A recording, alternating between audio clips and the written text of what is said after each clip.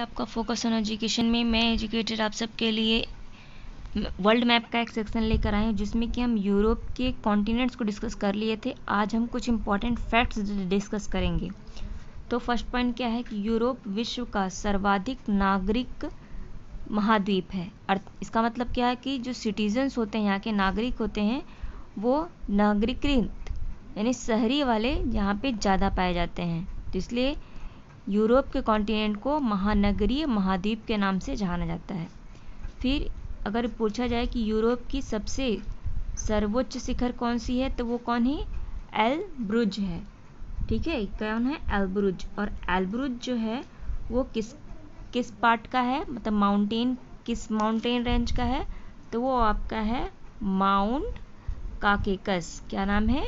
Mount Caucasus. और ये कहाँ पे पाया जाता है? इसका जो एरिया होता है वो आपका रसिया, जॉर्जिया, अर्मेनिया, अजरबैजान, ईरान और तुर्की पर ये पाया जाता है। ठीक है। नेक्स्ट पॉइंट क्या है कि यूरोप की अगर पूछा महत्वपूर्ण नदी कौन सी है, तो वो कौन है? डेन्यूब है। ठीक, कौन है? डेन्यूब। डेन्यूब जो है वो कहाँ पे अपना पूरा पानी गिराती है, यानी कहाँ पर गिरती है? तो वो काला सागर में गिरती है। डेन्यूब जो नदी है वो 5 बंदरगाह पर बसी हुई है, मतलब 5 बंदरगाहों पर बहती है। एक है बुडापेस्ट, एक है बुखारेस्ट, एक है वियना और एक है आपका बेलग्रेड। ये 4 नाम आप याद रखिएगा। ये 4 बंदरगाह भी हैं और साथ ही ये 4 क्या हैं? कैपिटल भी हैं। आप मुझे कमेंट सेक्शन में लिखकर बताइए कि ये 4 जो मैंने बंदरगाह बताए वो किन किन का कैपिटल है। ठीक है, जैसे मैं एक बता रही हूँ, वियना मतलब किसकी कैपिटल है? तो वो है आपकी ऑस्ट्रिया की कैपिटल है। किसकी? ऑस्ट्रिया की कैपिटल है।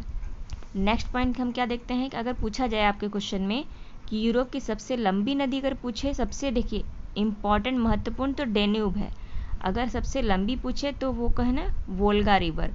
वोल्गा रिवर जो है वो डॉन नदी से मिलकर बनती है और ये भी अपना पानी कहाँ पे गिराती है? काला सागर यानी ब्लैक सी में गिरती है। अगर पूछा जाए यूरोप के सबसे बड़ा नगर कौन सा है, तो वो कौन है? लंदन है। लंदन किसके कैपिटल है? तो वो इंग्लैंड का है। और लंदन कहाँ बसा हुआ है? तो टेम्स नदी के किनारे बसा हुआ है।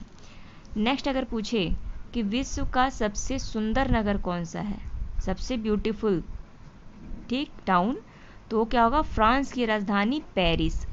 पेरिस को फैशन की नगरी या सुरों और सुंदरियों का देश कहते हैं। ठीक है, तो ये पॉइंट याद रखिएगा। और पेरिस किस नदी पे बसा हुआ है? सीन नदी पे बसा हुआ है। नेक्स्ट अगर आपसे पूछे कि यूक्रेन गणराज्य विश्व का प्रमुख क्या है? गेहूं उत्पादन क्षेत्र है। इसीलिए यूक्रेन को किस नाम से जाना जाता है? विश्व का अन्न भंडार के रूप में जाना जाता है, या फिर इसे रोटियों की डाली कहा जाता है। ठीक है, क्या कहा जाता है? रोटियों की डाली किसे कहते हैं? तो यूक्रेन को कहते हैं। ठीक। नेक्स्ट अगर पूछे कि अगर अंगूर और जैतून का उत्पादन सबसे ज़्यादा कहाँ होता है उसका उत्पादन, तो इटली में होता है। इटली के बारे में और क्या क्या फैक्ट जानते हैं कि इटली जो है वो यूरोप का भारत कहा जाता है। इसे यूरोप का भारत किसे कहते हैं? इटली को। इटली की कैपिटल क्या है? रोम है। रोम में एक कंट्री बसती है, क्या है? Vatican city. वेटिकन सिटी सबसे छोटी क्या है? देश है, सबसे छोटा 500 मीटर का है। और इटली में एक और है सेंट मैरियानो। 2 देश पाए जाते हैं। ठीक। और इटली जो है वो कहाँ पर बसा हुआ है? तो इटालियन पेनिसुला पे बसा है, या फिर इसे अल्पाइन पेनिसुला भी कहते हैं।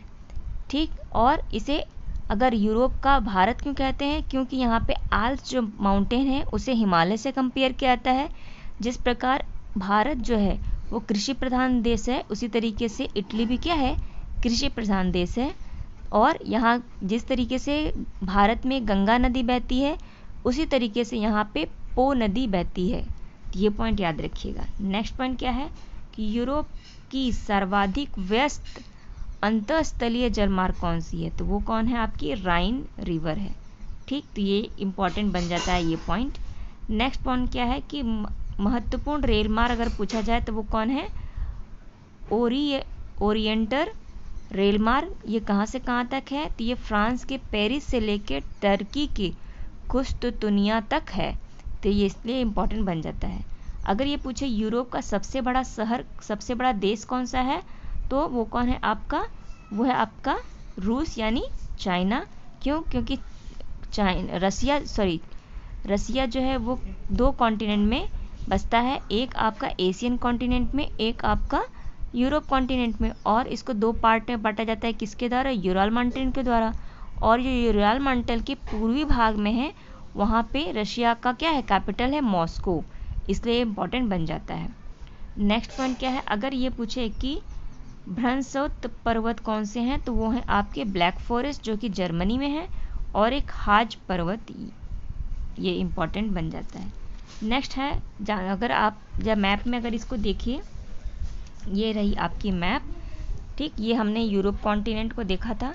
ये है आपका क्या? Scandinavian peninsula. ये है आपका कोला पेनिसुला यानी कोला प्रायद्वीप। ये है आपका जुटलैंड, ठीक। ये है क्या? British iris. और ये क्या है? ये वाला, ये हमने देखा था, ये आप मुझे कमेंट सेक्शन में लिखकर बताइए। ये क्या है? अभी इटालियन पेनिसुला अभी हमने देखा। और ये क्या है? बाल्कन कंट्रीज़, ठीक, इसका हमने देखा था। और अगर आपसे पूछे कि प्राइम लाइन कहाँ कहाँ से गुजरती है, तो प्राइम लाइन आपकी इधर से गुजरती है, जो कि एक प्राइम लाइन है जो टाइम को डिनोट करती है। वो कहाँ से गुजरती है? तो आपके यूके, फ्रांस और स्पेन से गुजरती है, ठीक। तो ये पॉइंट याद रखिएगा।